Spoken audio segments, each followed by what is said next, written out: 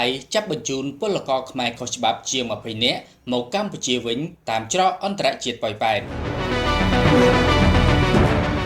ពលករខ្មែរខុសច្បាប់ប្រុសស្រីក្មេងចាស់ប្រមាណ20នាក់ត្រូវបានតម្រួតថៃចាប់បញ្ជូនមកកម្ពុជាវិញតាមច្រកអន្តរជាតិប៉ោយប៉ែតខេត្តបន្ទាយមានជ័យពលករខ្មែរដែលត្រូវតម្រួតថៃចាប់បញ្ជូនមកកម្ពុជាវិញគឺធ្វើឡើងកាលពីវេលាម៉ោង 2:00 នាទីរសៀលថ្ងៃទី16 ខែមិថុនាឆ្នាំ